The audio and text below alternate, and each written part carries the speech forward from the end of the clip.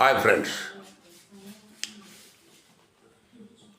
ఈ దళిత సంఘాలు డిసెంబర్ 25వ తారీఖున ఈ మనుధర్మ శాస్త్ర దాన కార్యక్రమం కొన్ని చోట్ల చేస్తూ ఉంటారు.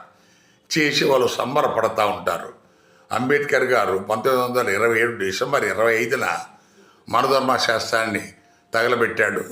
సో మనుధర్మ శాస్త్రంతో అక్కడికి అయిపోయింది దాని పని అని చెప్పేసి వీళ్ళు సంబరపడుతున్నారు.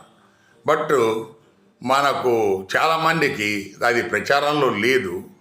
బట్ రాజస్థాన్ హైకోర్టు ముందు 10 అడుగులు 11 అడుగుల ఎత్తుగల మను విగ్రహాన్ని అక్కడ రాజస్థాన్ బార్ అసోసియేషన్ అప్పటి చీఫ్ జస్టిస్ జేఎస్ వర్మ గారు ఎవరైతే ఇప్పుడు నోట్లు కాల్చిన సుప్రీంకోర్టు జడ్జిగా ఎవరైతే ఉన్నారో ఆ మహానుభావుడు ఎప్పుడక్కడ ఇది చీఫ్ జస్టిస్గా ఉన్నారు.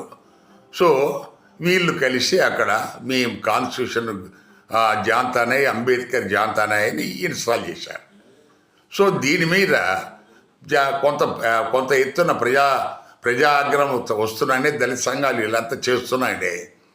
సో అప్పుడు మళ్ళా ఈ హైకోర్టు ఫుల్ బెంచ్ కూర్చొని దాన్ని ఇమీడియట్గా తొలగించండి అని ఒక తీర్మానం చెప్పారు.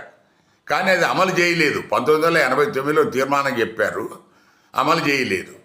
సో వాళ్ళు ఏం చేశారు, డ్రామా విహెచ్పి చేత ఒక పిటిషన్ వేయించారు, పబ్లిక్ పిల్ ఒకటి వేయించారు.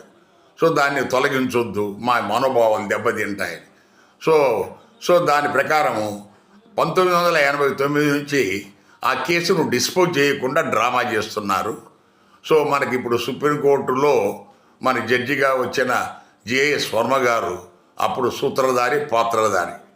సో ఇప్పుడు ఆయన్ను కూడా ఇన్ని నోట్లు కేసులు ఎన్ని ఉన్నా కూడా అంటే ఆయన వెనక పెద్ద బ్యాక్గ్రౌండ్ ఉండబట్టే ఆయన ఎవరు ముట్టుకోలేకపోతున్నారని మనకి ఇప్పుడు ప్రజలకు అనిపిస్తూ ఉంది.